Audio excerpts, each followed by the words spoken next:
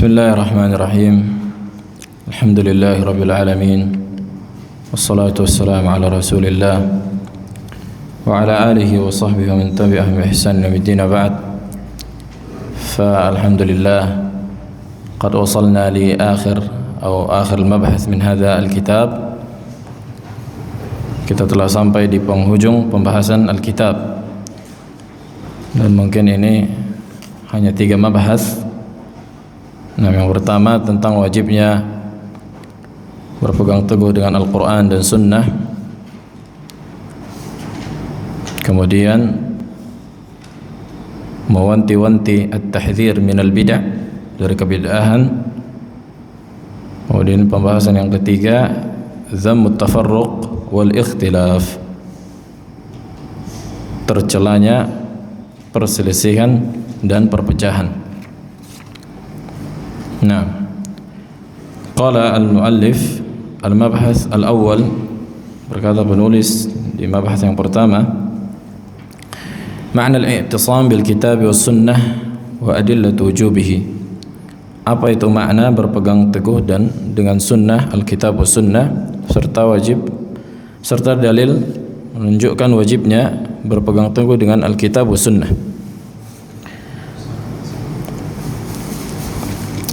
قال لقد أمر الله الأمة بالاجتماع واتحاد الكلمة وجمع الصف على أن يكون أساس هذا الاجتماع الاعتصام بالكتاب والسنة، ونهى عن التفرق وبين خطورته على الأمة في الدارين، ولتحقيق ذلك أمرنا بالتحاكم إلى كتاب الله تعالى في الأصول والفروع، ونهينا عن كل سبب يؤدي إلى التفرق.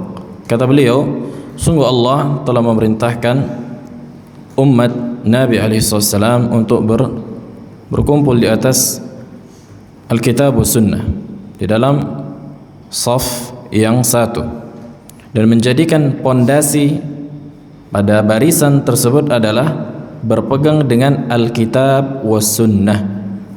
Alkitab wa Sunnah, bukan perkara-perkara yang lain, tapi yang pertama Alkitab wa Sunnah.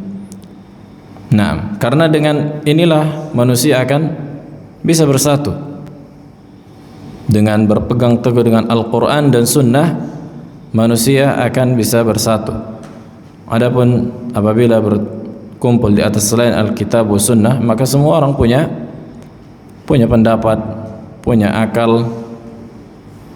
Maka akal siapa yang akan digunakan untuk berkumpul di atasnya? Nah, sebagaimana Allah sebutkan di dalam Al-Quran, wa'tasimu bihablillahi jami'an wa la tafarraqu wadhkuru ni'matallahi 'alaikum idh kuntum a'da'an fa'alafa baina qulubikum fa'asbahtum bi ni'matihi ikhwana wa kuntum 'ala shafa hufratin minan nari fa'anqadhakum minha kadzalika yubayyinu Allahu lakum ayatihi la'allakum tahtadun. Allah Subhanahu wa taala berkata dalam Al-Quran, berpegang teguhlah dengan tali Allah kalian seluruhnya wahai manusia, dan jangan kalian berpecah belah, dan ingatlah nikmat Allah yang Allah berikan kepada kalian ketika kalian saling bermusuhan, di mana sebelumnya para sahabat sebelum mengenal Islam terjadi pembunuhan. Di zaman jahiliyah terjadi pembunuhan, terjadi saling perang antara kabilah. Kemudian Islam datang menyatukan itu semua.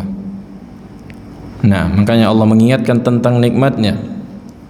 Fa'allafa baina qulubikum, dan Allah jadikan hati-hati kalian di atas sesuatu yang satu, sehingga kalian bersaudara di atas keimanan. Di mana kalian dahulu itu di ujung jurang api neraka, menunjukkan di atas akidah yang salah. Kalau kalian wafat di atas itu, maka kalian akan masuk neraka. Sehingga Allah menyelamatkan kalian, memberikan kalian hidayah. Itulah maknanya. Kadzalika yubayyinu Allahu lakum ayatihi la'allakum tahtadun. Dan begitulah Allah jelaskan kepada kalian ayat-ayatnya, la'allakum tahtadun. Mudah-mudahan kalian berada di atas hidayah. Begitu juga Allah sebutkan dalam Al-Quran, wa ma atakumur rasul fakhudhuhu wa ma nahakum anhu fantahu. Apa yang datang kepada kalian dari apa yang dibawa oleh Rasul, fakhudhuhu. Maka al-asl fil amr yufidul wujub. Hukum asal perintah apabila enggak ada penghalang, maka apa? Memberikan faedah kewajiban. Seluruh yang diperintahkan oleh Nabi hukum asalnya adalah wajib. Dan apa yang dilarang hukum asalnya adalah keharaman, sampai ada dalil yang menunjukkan atau memalingkan dari keharaman bisa jadi ke makruh. Nah, dan inilah yang diwajibkan bagi para hamba untuk bersatu di dalam atau di atas Al-Quran dan Sunnah, dan menjauhkan dari perpecahan. Karena kata para ulama, sebuah kelaziman apabila sebuah kaum tidak berkumpul, tidak bersatu di atas Al-Quran dan Sunnah, konsekuensinya mereka akan berpecah. Begitu Allah menyebutkan dalam Al-Quran, ya ayyuhalladzina amanu atii'ullaha wa atii'ur rasul wa ulil amri minkum fa in tanaza'tum fi syai'in farudduhu ila Allahi war rasul in kuntum tu'minuna billahi wal yawmil akhir dzalika khairu wa ahsanu ta'wila. Kata Allah, wahai orang-orang yang beriman, taatilah Allah dan taatilah Rasul dan ulil amri minkum. Wa ulul amri sebagaimana kita sebutkan kemarin, humul umara wal ulama, atau humul ulama wal umara. Mereka adalah para ulama dan para pemerintah. Kalau kalian berselisih, kata Allah, pada sebuah perkara, fi syai'in, nakira fi siyaqi al-itsbat fa yufidul umum. Nah, maka hukum asalnya segala sesuatu yang terjadi pada perselisihan maka wajib dikembalikan kepada Allah dan Rasulnya. In kuntum fa'allaqallahu bi in syartiyah. Kalau kalian benar-benar beriman, mengaku beriman, kalau berselisih dalam perkara agama, maka kembalikanlah kepada Allah dan Rasulnya. Nah, maka itulah yang lebih baik bagi kalian. Wa ahsanu ta'wila, ta'wil di situ aqibah, efeknya itulah yang paling terbaik ketika memutuskan sebuah perkara yang berada di atas sunnah Nabi alaihi wasallam. Berkata Al-Hafidz Ibnu Katsir rahimahullah, atiullaha ay ittabi'u kitabahu. Makna atiullah artinya ikutilah Al-Qur'an, wa atiur rasul maknanya khudhu sunnatahu, ambillah, peganglah sunnahnya, wa ulil amri minkum ay fima amarukum bihi min ta'atillah. Begitu juga orang-orang yang menjadi pemimpin di antara kalian, ikutilah di atas ketaatan kepada Allah, la fi maksiatillah, bukan pada perkara yang mengandung maksiat. Fa innahu la ta'ata li makhluqin fi maksiatil khaliq. Kata beliau, karena tidak ada ketaatan bagi makhluk dalam bermaksiat kepada Allah. Nah, berkata Mujahid pada tafsir ayat yang tadi, ila kitabillah wa sunnati rasulih, karena supaya menjadi rujukannya jelas. Makanya di antara Syekh Albani rahimahullah, Syekh Al-Albani, yakni mujaddid al-asr, kata para ulama, pembaharu Islam di zaman beliau. Nah, keilmuan beliau tidak diragukan, dan beliau memiliki ada kaset-kaset. Kalau zaman dulu pakai kaset yang DVD itu, kalau sekarang di YouTube udah diupload, itu banyak. Beliau berdebat dengan orang, itu ada 4 jam, ada 3 jam, seru kalau beliau mendengar berdebat. Di antaranya beliau sebutkan, kita makanya ada istilahnya mahallul ittifaq. Kita harus sepakat dulu, kita sepakat nggak menjadikan Al-Quran dan Sunnah sebagai rujukan kita. Kan ini dulu yang harus disepakati. Supaya apa? Supaya ada ujungnya.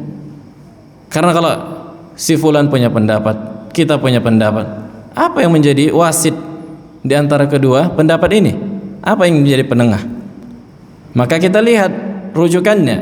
Kalau kita sepakat menjadi Al-Quran yang Sunnah menjadi rujukan, maka terimalah apa keputusan Allah dan Rasulnya. Kita lihat apa yang ada dalam Al-Quran dan apa yang ada dalam Sunnah, dan bagaimana penjelasan para ulama salaf. Karena kita nggak pernah mendatangkan ilmu baru. Nggak ada ilmu baru yang kita datangkan. Kita hanya menukilkan ilmu para ulama, menukilkan Al-Quran dan Sunnah. Kita hanya mubaligh, menyampaikan. Nggak ada menciptakan ilmu teori yang baru, itu nggak ada. Siapa kita sehingga kita mendatangkan ilmu yang baru? Nah,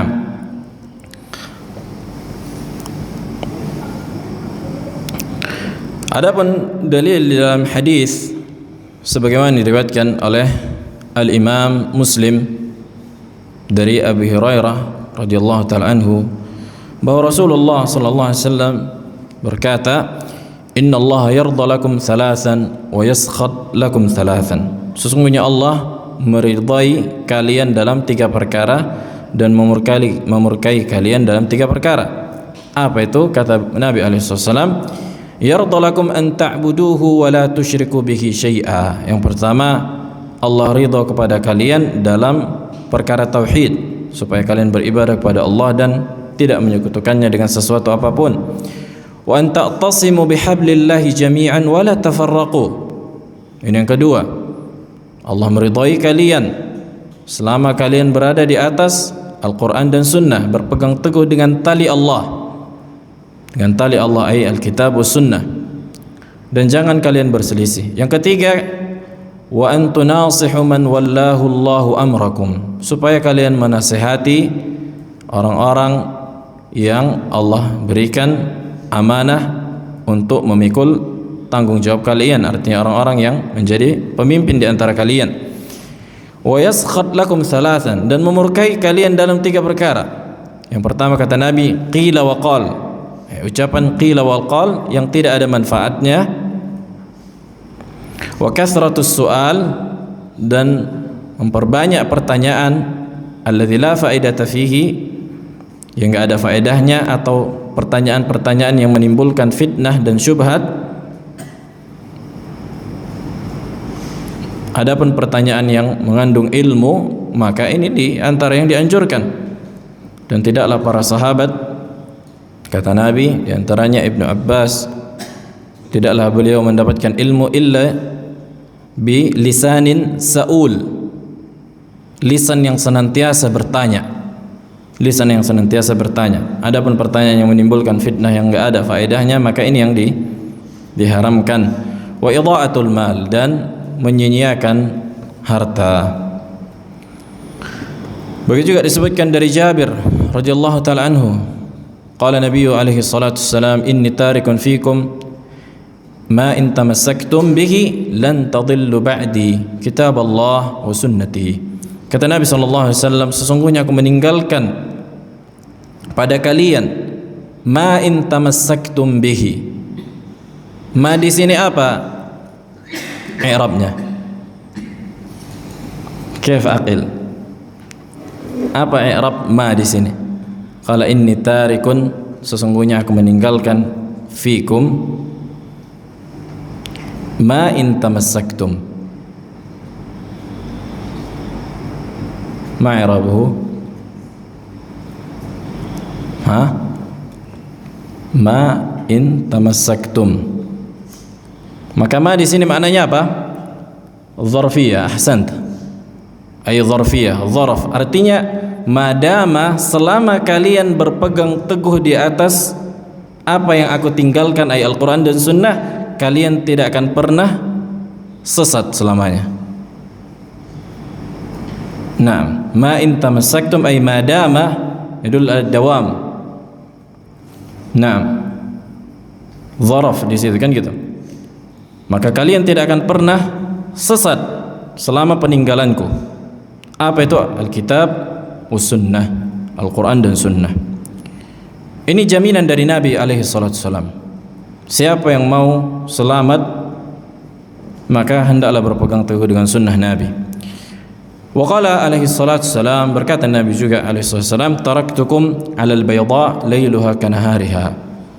Aku tinggalkan kalian di atas sesuatu yang putih, yang malamnya seperti siang. Artinya enggak ada syubhat di situ, enggak ada sesuatu yang samar. Artinya enggak mungkin seseorang enggak bisa membedakan antara malam dan siang. Itu menunjukkan li syiddatil wuduh, kata para ulama, saking jelasnya sunnah Nabi. Nah, la yazighu anha ba'da atau illa halik, yang enggak akan pernah sesat orang setelahnya apabila dia meninggalkannya kecuali dia binasa. Nah, begitu juga disebutkan hadis Al-Irbad bin Sariyah, dari sahabat Al-Irbad bin Sariyah, berkata Nabi sallallahu alaihi wasallam, "Alaikum bisunnati wa sunnatil khulafa ar-rasyidin al-mahdiyyin min ba'di, tamassaku biha wa 'addu 'alaiha bin nawajidh." Maka wajib bagi kalian, isim fi'il amr, alaikum ay ilzam, peganglah sunnahku dan sunnahnya para khulafa ar-rasyidin al-mahdiyyin setelahku, dan gigit dengan gigi geraham kalian. Maka inilah keutamaan berpegang teguh di atas sunnah Nabi sallallahu alaihi wasallam. Apapun yang menjadi perselisihan di antara umat Islam, maka rujukannya, maka solusinya mengembalikannya kepada Al-Quran dan Sunnah. Taban harus kita fahami al-khilaf, perselisihan itu khilaf ada dua jenis.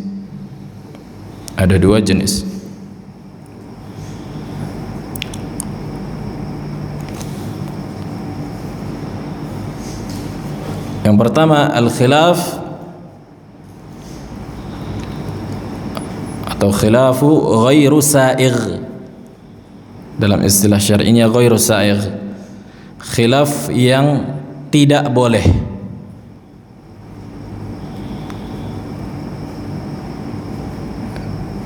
Khilaf yang enggak boleh. Apa patokannya? Kan gitu. Kalau khilaf enggak boleh di situ khilaf. Ada perkara-perkara yang enggak boleh khilaf di situ. Apa patokannya? Yang pertama, idza khalafa an-nass, apabila menyelisihi nas. Tulis saja apabila menyelisihi nas. Kemudian apa itu nas? Kan gitu muncul pertanyaan.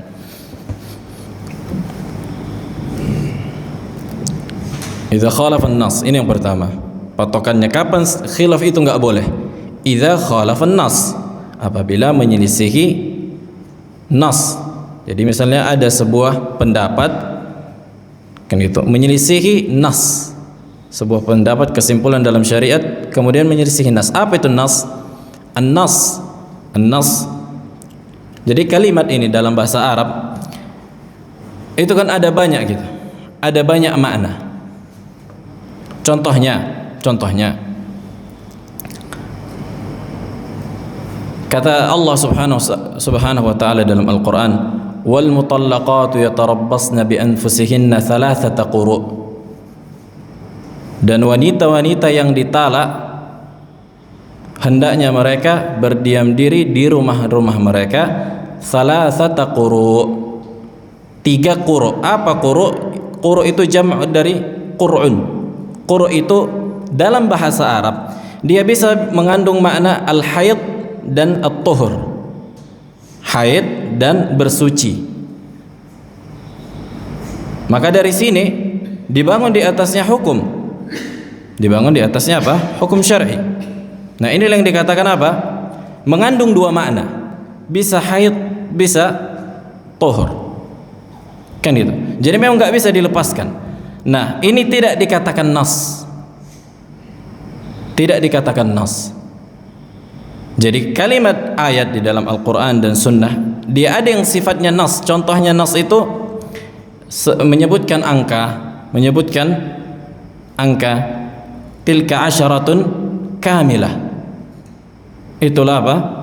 10 hari, kan gitu, asyaratun kamilah. Maka enggak ada khilaf di situ, enggak 8, enggak 7, 10 nas. Ini katakan nas. Enggak ada khilaf antara ulama apa makna tilka asyaratun kamilah, enggak ada khilaf. Tapi kalau yang tadi al-qur' itu terjadi khilaf para ulama, dan dari khilaf tadi dibangun di atasnya hukum. Maka inilah yang dikatakan apa? Khilaf yang boleh, karena dia enggak mengandung nas. Tapi kalau ada sebuah hukum, yakni sebuah pendapat para ulama kemudian menyelisihi nas tadi, maka ini ditinggalkan. Ini yang pertama, apabila idza khalafa an-nas, Ini sebenarnya dipelajari di usul fikih. Nah, cuma dari sini kita belajar, faham kita kapan sesuatu itu menjadi khilaf, kapan boleh, kapan enggak gitu. Yang kedua, di antara patokan kapan sesuatu itu enggak boleh kan gitu. Tadi khilaf ghairu sa'igh, khilaf yang enggak boleh terjadi khilaf di situ. Yang kedua, idza khalafa al-ijma'. Idza khalafa al-ijma'. Apabila menyelisihi ijma'. Apabila menyelisihi al-ijma'. Karena bisa jadi enggak ada nas, ada sebuah hukum, enggak ada menjelaskan nas di situ. Contohnya perkara fikih, hukum ma'ruf. Ketika bangkit dari rukuk, kemana letak tangan? Ada nggak disebutkan secara nas kalau Nabi meletakkan ke sini atau sedekap atau nggak ada disebutkan. Maka khilaf di situ boleh. Terserah antum pilih mana yang lebih mendekatkan diri kepada Allah. Maka apabila ada nas disebutkan Nabi bahwa meletakkan tangannya begini dan begitu, maka ini khilaf yang menyelisihi nas. Maka ini nggak boleh khilaf. Tapi makanya ghalib mayoritas khilaf kalau kita baca kitab para ulama, di antaranya kitab Bidayatul Mujtahid, itu kitab Ibnu Rushd. Beliau menyebutkan khilaf 4 mazhab. Beliau sebutkan di situ dan asbabul khilaf. Kenapa para ulama khilaf di situ? Beliau sebutkan. Di antaranya ini dia. Dan mayoritas hukum yang terjadi, makanya fikih itu luas. Luas, banyak pendapat gitu. Wajib kita dudukkan masalahnya. Apakah ada nas? Apakah ada ijma'? Nah, jadi yang pertama, idza khalafa al-kitab atau an-nas, kan itu. Jadi nas itu bisa dari Al-Qur'an dan Sunnah, tapi jelas disebutkan di situ apa? Sebuah hukum. Keharaman sesuatu, kehalalan sesuatu misalnya. Itu yang dikatakan nas, bisa dari Al-Qur'an dan Sunnah. Nah, yang kedua apa? Idza khalafa al-ijma'. Idza khalafa al-ijma'. Kemudian idza khalafa al-qiyas ar-rajih. Idza khalafa al-qiyas ar-rajih.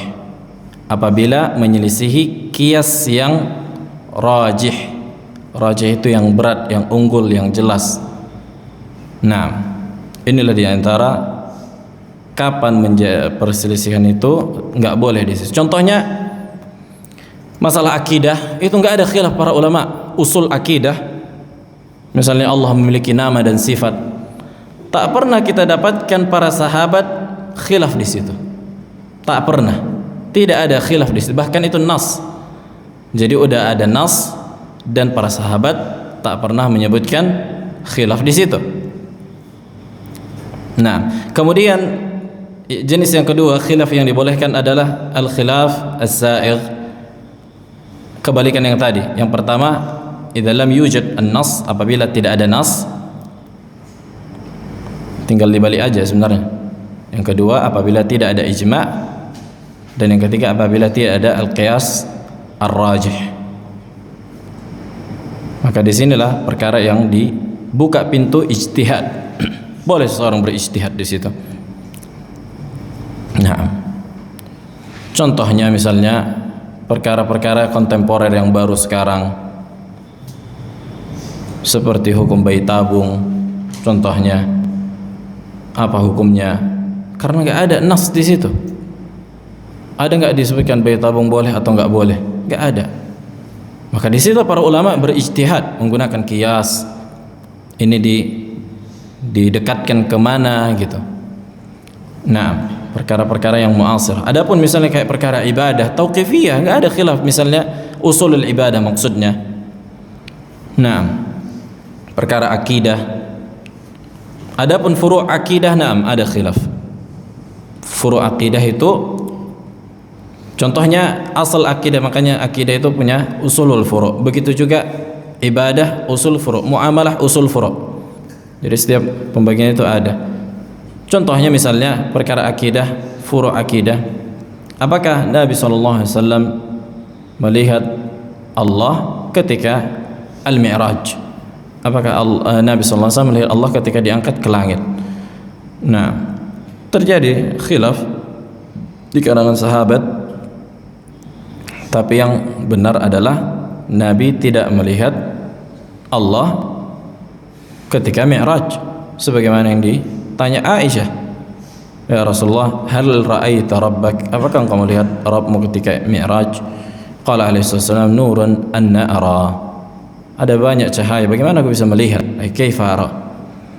Nah, tapi apakah ada khilaf para sahabat bahwa Allah akan dilihat hari kiamat? Tidak ada khilaf di situ. Tidak ada khilaf di situ. Ini diantara contohnya. Nah, makanya untuk mendudukkan setiap kasusnya itu butuh mempelajari kasus itu sendiri, kan gitu. Apakah ini perkara yang dibolehkan?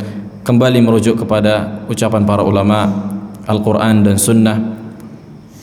Nah, kemudian bab yang selanjutnya, at-tahdhir minal bid'ah, mewanti-wanti dari kebid'ahan. Kebid'ahan, bid'atun, ini lafaz syar'i. Sebenarnya seseorang enggak boleh anti dengan lafaz bid'ah. Ini lafaz syar'i yang Nabi sallallahu alaihi wasallam ucapkan dengan lisan beliau alaihi salatu wasalam. Nah, masalahnya untuk meletakkan, menjatuhkan hukum sesuatu itu bid'ah atau enggak, ini yang sering orang salah faham. Adapun lafaz itu sendiri enggak boleh kita ingkari ada bid'ah, karena Nabi sallallahu alaihi wasallam menyebutkan dalam hadis. Sekiranya itu sesuatu yang harus diingkari, tentulah Nabi yang pertama kali mengingkarinya. Nah, cuma kan harus kita dudukkan kapan sesuatu itu menjadi bid'ah atau enggak. Taib. Al-bid'atu lughatan, secara bahasa beliau sebenarnya enggak sedang menjelaskan hakikat bid'ah, aqsam, jenis-jenis bid'ah. Nanti ada pembahasannya khusus. Ini secara mujmal, secara global sebenarnya. Yang pertama kata beliau, bid'ah secara bahasa hiyal ikhtira' ala ghairi mithalin sabiq. Itu sesuatu yang baru yang enggak ada contohnya sebelumnya. Ini secara bahasa, sesuatu yang dibuat-buat, yang baru, yang enggak ada contoh sebelumnya. Ini dikatakan bid'ah secara bahasa.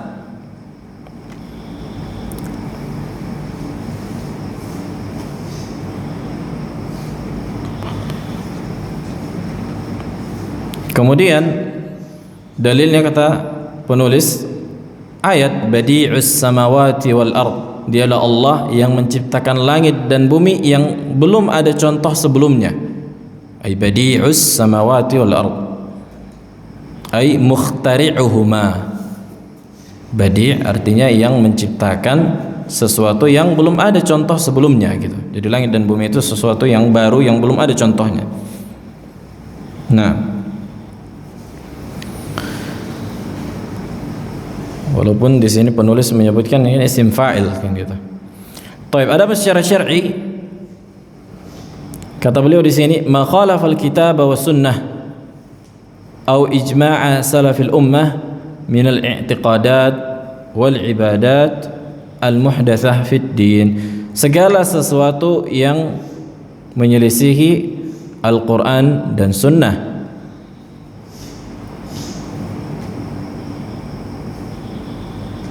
segala sesuatu yang menyelisihi Al-Qur'an dan sunnah kata beliau di sini, atau ijma' salaf al-ummah, atau ijma' salafu al-ummah.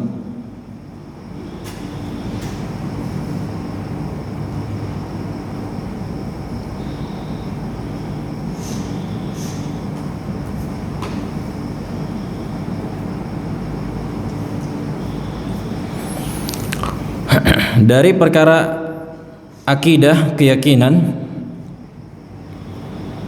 dari perkara akidah, keyakinan atau ibadah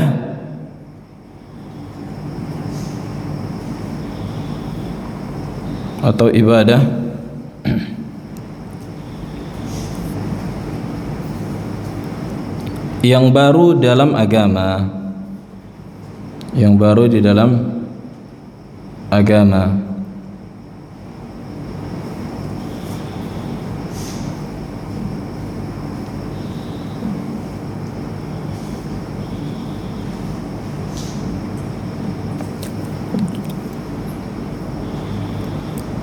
Maka inilah yang dikatakan bid'ah sebagaimana disebutkan penulis.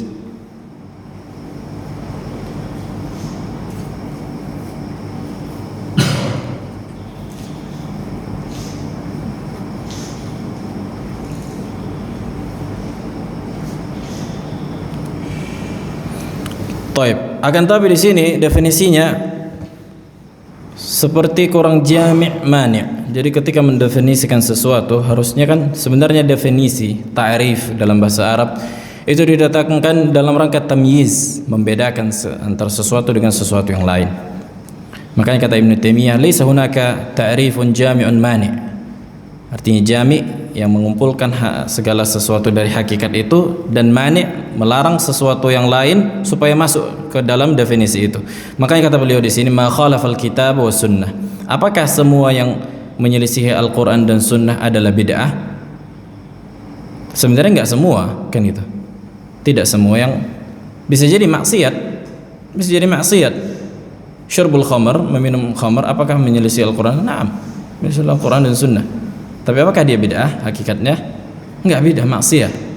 Jadi bid'ah itu sebenarnya lebih khusus, kan gitu. Walaupun diterima definisi ini. Adapun definisi yang lain sebagaimana disebutkan Syatibi dalam kitab Al-I'tisam, huwa tariqatun fid dini mukhtari'ah. Kata beliau, sebuah cara di dalam agama yang dibuat-buat. Sebuah cara dalam perkara agama yang dibuat-buat, tudahi asy-syari'ah, yang menyerupai syariat. Tuh, yang menyerupai apa? Syariat. Dan Asy-Syatibi di antara ulama Syafi'iyah, yuqsadu bis-suluki 'alaiha, yang diinginkan untuk berjalan di atasnya. Jadi seorang mengamalkannya dari sebuah metode, cara yang dibuat-buat, yang seolah-olah apa? Menyerupai syariat nih. Kan itu menyerupai syariat.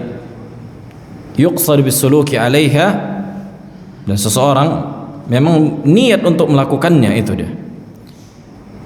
Al-mubalaghah fit ta'abbudi lillahi subhanahu, dalam rangka untuk berlebih-lebih dalam mengibadahi Allah. Tuh tujuannya ibadah. Maka inilah hakikat dari bid'ah. Maka inilah pentingnya melihat sesuatu tersebut. Adapun adah, kebiasaan manusia, maka enggak masuk dalam bab bid'ah. Kenapa? Karena itu perkara yang Allah bolehkan, dan bukan seorang beribadah kepada Allah dengan sebuah adah, kebiasaan. Contohnya adah itu, kalau kita di Yaman minum teh setiap asar misalnya, apakah itu dikatakan bid'ah? Mungkin dikatakan bid'ah secara bahasa. Itulah yang dimaksud oleh Umar ibn Khattab, ni'mat al-bid'ah hadhi, sebaik-baik bid'ah itu ini. Maksudnya apa? Salat tarawih berjamaah. Maksudnya secara bahasa, itu kata para ulama, maksud Umar itu secara bahasa. Karena bagaimana mungkin Umar mengatakan sesuatu ini sebaik-baik bid'ah itu ini, sementara Umar adalah manusia yang diantara manusia yang paling kencang dalam memerangi bid'ah. Nah, akan tapi yang dimaksudkan di situ adalah banyaknya manusia salat jamaah, karena hukum asal salat jamaah ketika tarawih itu ada di zaman Nabi SAW. Cuma kenapa enggak Nabi SAW lakukan setiap malam, makhafatan alal wujub alaihim, karena Nabi khawatir nanti manusia menganggap itu wajib. Nah, jadi ada penghalangnya. Jadi ada penghalangnya. Maka di antara beberapa kaidah, sebenarnya ada banyak, makanya butuh pembahasan khusus panjang sebenarnya masalah bid'ah. Tapi intinya bid'ah itu kapan sesuatu menjadi bid'ah? Yang pertama, idza qusida at-ta'abbud, apabila sebuah perkara dimaksudkan adalah ibadah. Apabila dimaksudkan sebuah perkara itu adalah ibadah. Maksud ibadah di sini apa? Contohnya makan. Apabila diinginkan makan ini ibadah, apakah menjadi bid'ah? Hah? Gimana Yusril? Antum makan, tapi antum niatkan makan ini menjadi ibadah. Bagus. Nah, kenapa bisa jadi bid'ah? Kan itu kan katanya tadi apa? Apabila sesuatu, sebuah perkara yang tidak ada contohnya itu dijadikan ibadah, maka menjadi bid'ah. Nah, makan pernah nggak dicontohkan Nabi ibadah? Tapi laisa ibadah bidzatiha. Beda dengan makan. Apakah antum makannya itu sedang ibadah? Enggak, tapi antum niatkan manfaat dari makan tadi untuk kuat beribadah. Bukan sedang makannya itu ibadah. Bukan sedang makannya itu ibadah, tapi niat tujuan tadi kan gitu adalah supaya apa? Supaya kuat ibadah. Maka ini ibadah. Nah, sebagaimana disebutkan dalam hadis, "Wa ma anfaqtu min nafaqatin hatta ma tudkhilu fi imra'atik illa ujirta alaih." Dan tidaklah apa yang kalian infakkan untuk keluarga kalian sampai suapan yang kalian masukkan ke dalam mulut istri kalian kecuali kalian diganjar pahala. Ini disebutkan di kitab-kitab qawaid fiqhiyah. Maka ini adalah bentuk ibadah. Tapi bukan ibadah ini yang dimaksud dalam rangka engkau beribadah bidzatiha kan gitu. Tapi tujuannya adalah beribadah kepada Allah, niatnya gitu. Berbeda. Tapi apabila seorang mengerjakan sebuah perbuatan, contohnya apa? Contohnya ketika setiap masuk ke dalam rumah, dia salat 2 rakaat.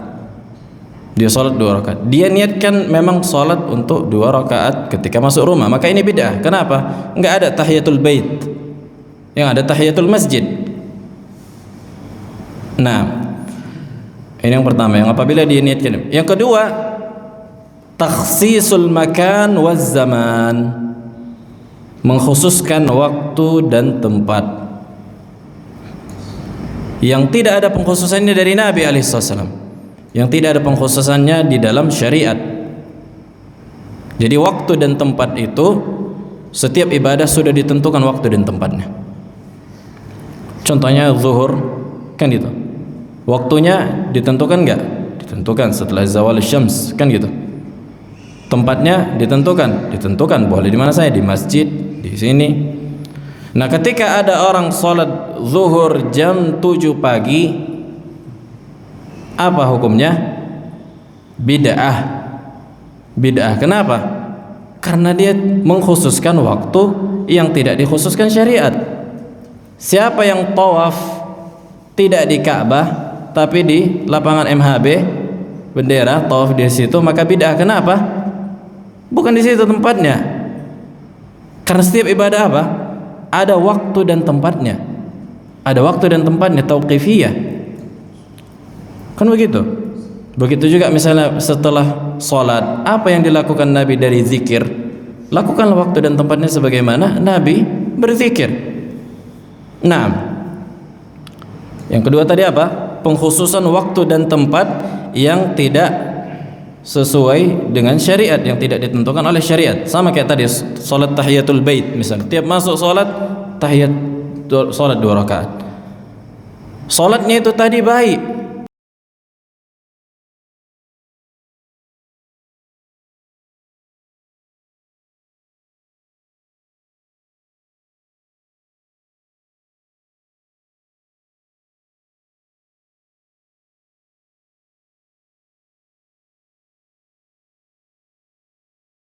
waktu dan jadi bisa jadi hukum asal ibadahnya itu ada apabila ditambah dan dikurangi dan tidak sesuatu. Yang ketiga, idza zada ala adadin muayyan, apabila dia menambah pada jumlah yang telah ditentukan. Contohnya, apabila ada orang salat zuhur 5 rakaat, maka bid'ah. Sebenarnya ada kitab Mi'yarul Bid'ah, ada kitab tipis. Kapan patokan sesuatu itu menjadi bid'ah? Kemudian pembahasannya. Tapi nanti insyaallah kita bahas pada waktunya. Baik. Kemudian at-tahdhir minal bid'ah. At-tahdhir minal bid'ah atau bid'ah. Afwan, udah kita bahas tadi kan tahdhir minal bid'ah. Nah, sekarang khatar al-bid'ah, bahaya bid'ah.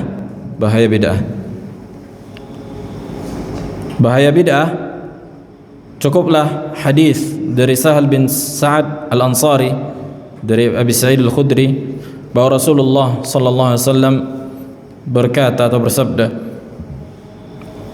"Ana faratakum 'alal haud, man marra alayya syarib, wa man syariba la yadhma abada." Kata Nabi, aku yang akan menuangkan kalian, aku akan yang melayani kalian ketika di haud, di telaga Nabi. Subhanallah. Siapa saja yang melewati haudku ini akan meminumnya, dan siapa saja yang meminumnya tidak akan pernah haus selamanya. La yaridanna alayya aqwamun, akan datang sebuah kaum atau banyak kaum. Kaum itu kan mufrad, jamaknya aqwam.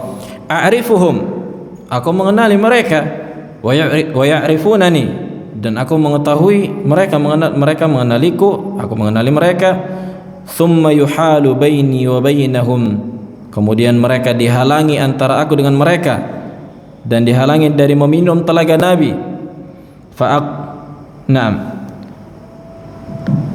Fa'aqul innahu min ummati, kemudian aku berkata, itu umatku tuh yang dihalangi tadi, kata Nabi. Fayuqalu innaka la tadri ma ahdatsu ba'dak, kemudian kata para malaikat, sesungguhnya engkau wahai Nabi enggak tahu tuh apa yang mereka lakukan setelah engkau wafat. Fa'aqulu suhqa liman ghayyara ba'di, maka aku katakan suhqa, biarkan mereka dijauhkan bagi orang-orang yang merubah-rubah setelah peninggalanku.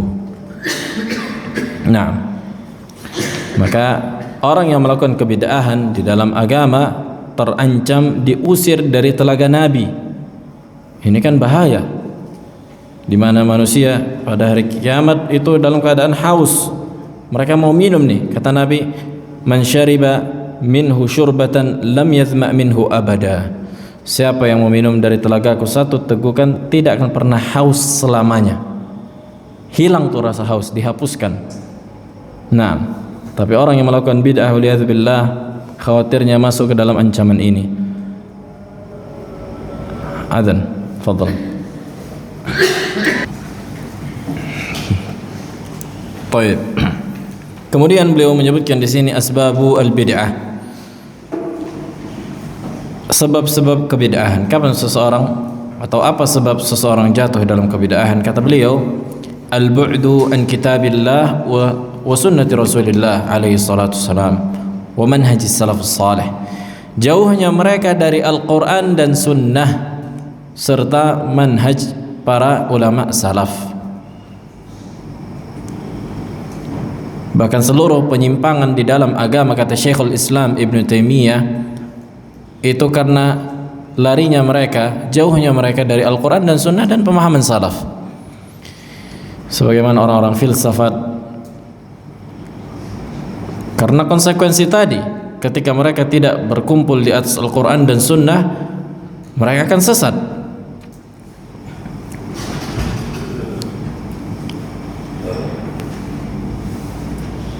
Nah, yang dimana Al-Quran dan sunnah adalah masdar at-tashri', rujukan dalam syariat. Saking jauhnya mereka dari Al-Quran dan sunnah. Sahih Bukhari pun gak tahu orang awam itu apa Sahih Bukhari, Sahih Muslim. Sunan, kitab sunan. Apa kitab apa itu? Berjanji. Pikir orang tuh mungkin saking tidak tahunya orang apa itu Sahih Bukhari. Nah, manzilahnya, kedudukannya. Mungkin nanti insyaallah kita bahas tentang madkhal ila as-sunnah. yakni sebuah gerbang, artinya sebuah ilmu tentang mengetahui sunnah, rujuk. Karena ini rujukan apa? Ini masdar tasyri' kata para ulama, hadis. Nah, apa kedudukannya Sahih Bukhari? Kenapa bisa menjadi kitab yang paling sahih setelah Al-Quran? Kemudian sebab-sebab tersebarnya bid'ah.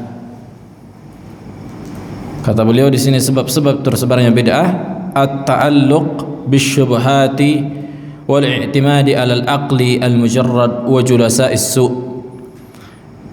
Karena mereka bergantung pada syubhat serta bergantung pada akal mereka.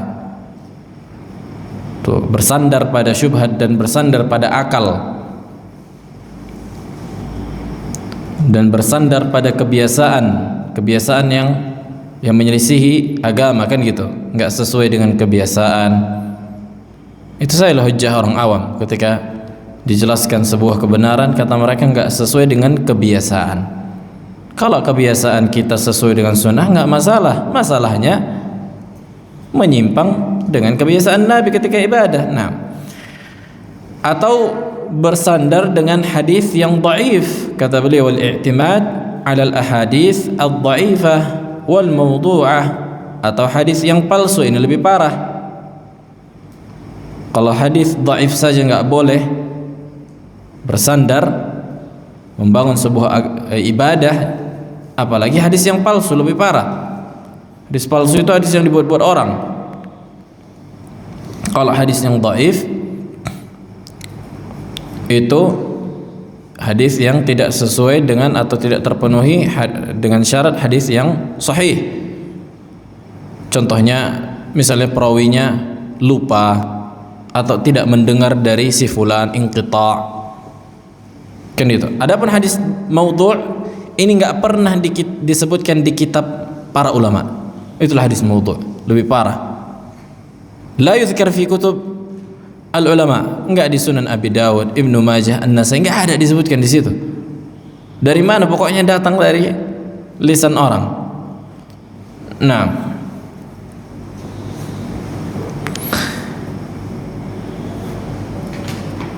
kata beliau juga diantara tersebarnya bid'ah at-tashabbuh bil kuffar, menyerupai orang-orang kuffar dan mengikuti orang-orang yang sesat. Nah, baik, kemudian bab yang terakhir, dengan ini kita tutup kitab kita.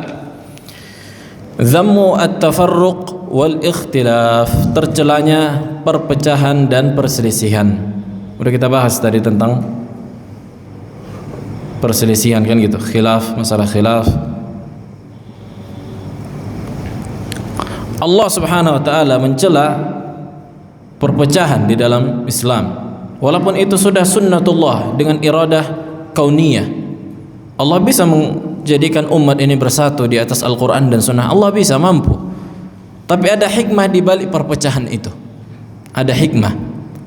Maka dengan perpecahan tadilah muncullah orang-orang yang berada di atas sunnah. Allah menyebutkan dalam ayat, wala takunu kalladzina tafarraqu wakhtalafu min ba'di ma ja'ahumul bayyinat. Janganlah kalian seperti orang-orang yang berpecah belah dan berselisih setelah datang kepada mereka petunjuk. Wa ulaika lahum azabun azim, bagi mereka lah azab yang pedih. Yauma tabyaddu wujuhu wa taswaddu wujuh, hari ketika putih wajah-wajah manusia dan hitamlah wajah-wajah manusia yang lain. فأما الذين اسودت وجوههم أكفرتم بعد إيمانكم فذوقوا العذاب بما كنتم تكفرون وأما الذين ابيضت وجوهكم ففي رحمة الله هم فيها خالدون. Berkata Ibnu Abbas radhiyallahu taala anhu, tabyaddu wujuhu ahli sunnati wal jamaah, maka putihlah pada hari itu wajah-wajah orang yang berada di atas akidah Ahlus Sunnah, wa taswaddu wujuhu ahlil bid'ah wal furqah, dan pada hari kiamat itu akan hitam wajah-wajah ahlul bid'ah dan furqah. Ini diantara keutamaan berpegang teguh dengan sunnah Nabi alaihi salatu wasalam. Nah,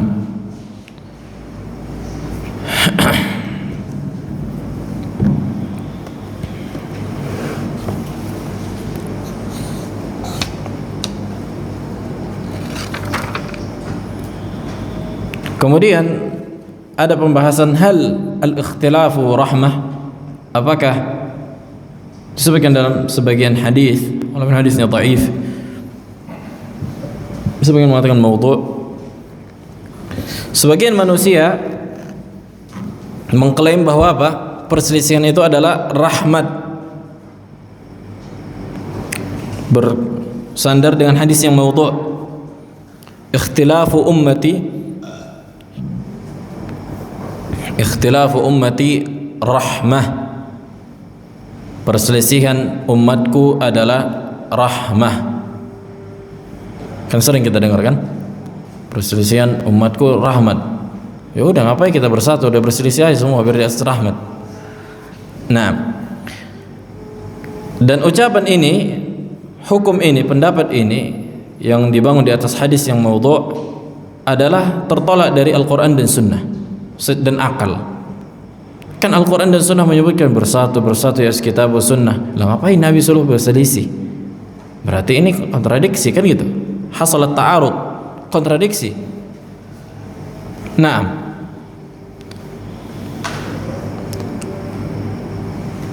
law sallamna jadalan, sekiranya Allah, oke lah kita terima sekiranya hadis ini benar. Kemudian apa yang dimaksud dengan ikhtilafu rahmati rahmah, ikhtilafu ummati rahmah? Al-ikhtilafu as-sa'igh. Apa tadi ikhtilaf as-sa'igh? Ikhtilaf yang dibolehkan, atau ikhtilafu at-tanawwu'. Khilaf yang tanawwu' itu bermacam-macam. Contohnya bacaan ketika apa? Membaca doa istiftah, kan gitu. Ada banyak diriwayatkan. Maka boleh mengamalkan mana saja yang datang dari dalil. Inilah dikatakan ikhtilafut tanawwu', bermacam-macam. Memang dibolehkan, enggak harus satu saja. Bahkan inilah yang sunnah kata para ulama, mengganti-gantinya sesuai dengan dalil yang datang. Nah, maka mungkin kesitulah sekiranya ini benar gitu. Walaupun sebenarnya hadisnya maudhu', maka enggak kita terima kan. Nah,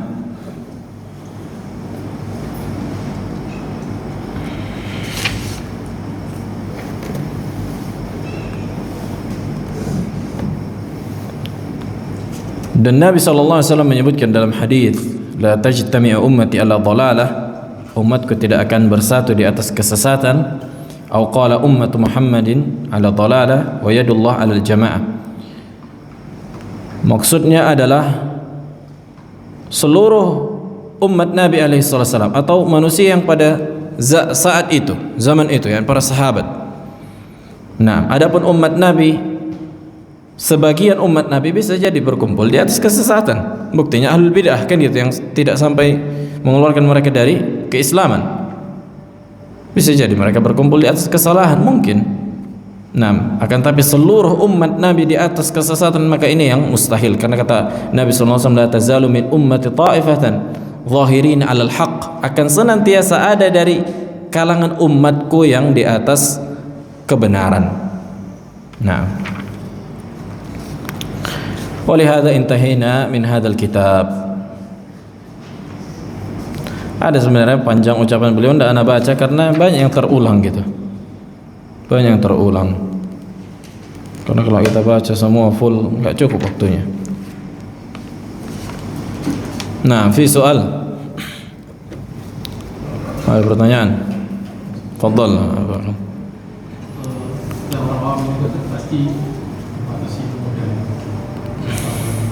Kenapa?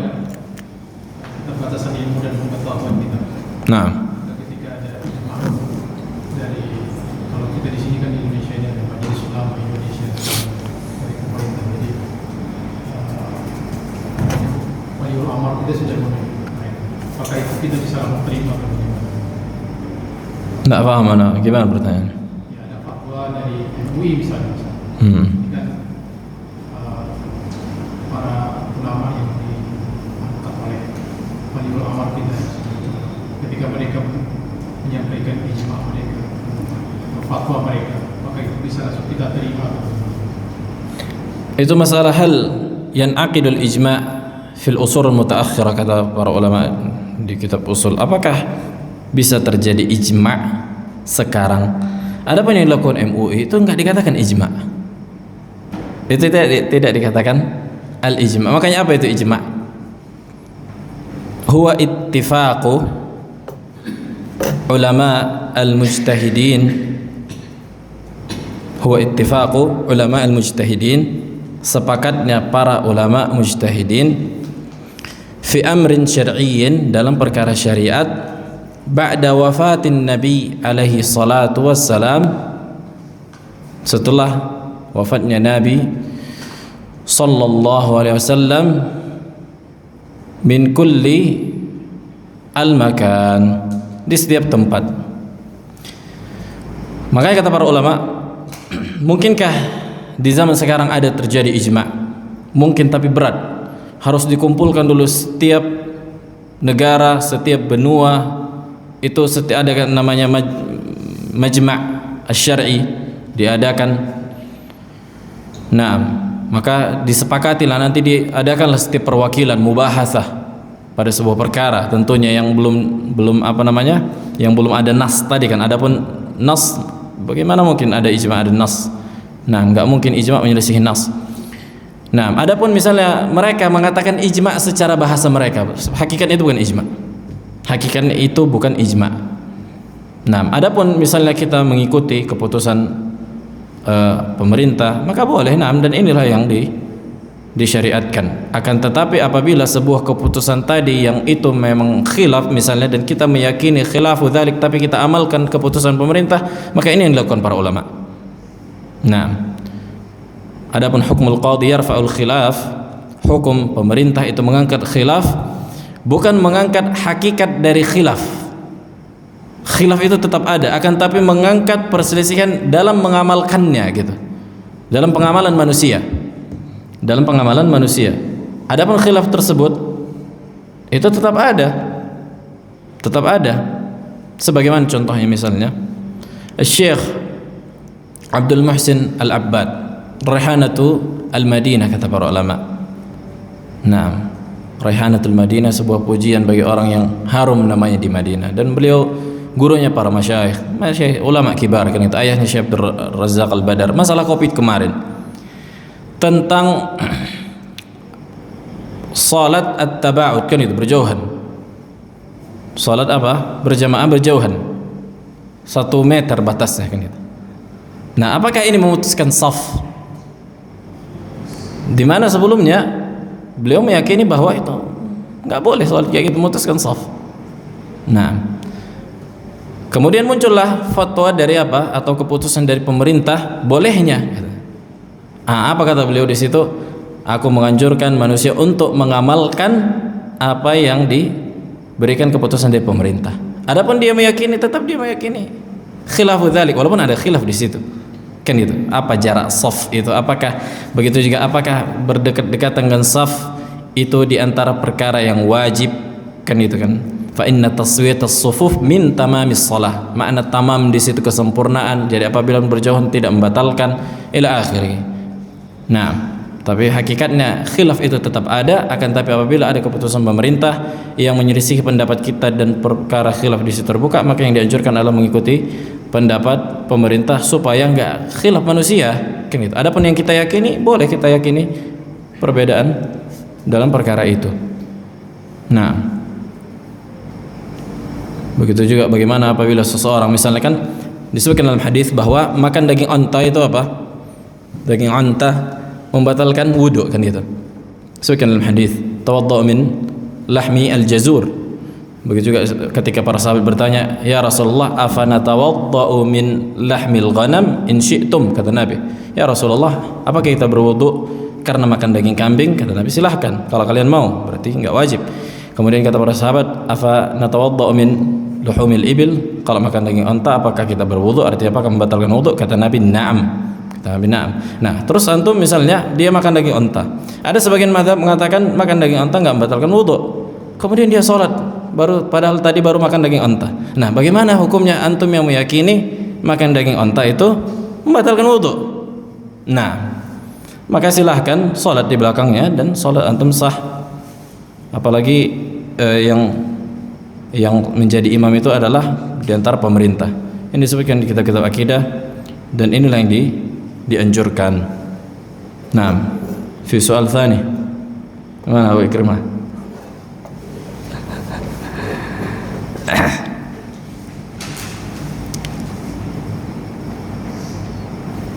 Makanya memang untuk mendudukkan sebuah masalah itu harus dipelajari permasalahan itu, apakah ada khilaf, bagaimana pendapat para ulama.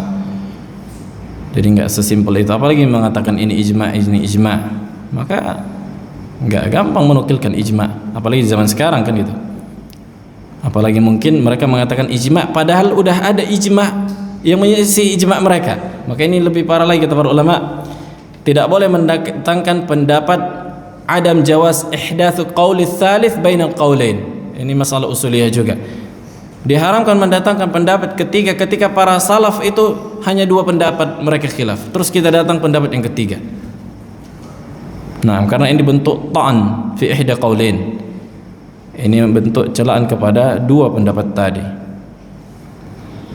Adapun al-jam' mengumpulkan dua pendapat tadi, maka ini perkara yang dibolehkan dan ini bukan mengadakan pendapat yang ketiga.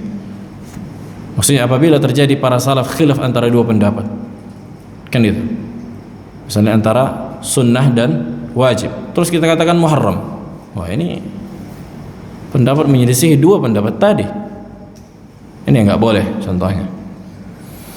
Ilahuna walhamdulillah.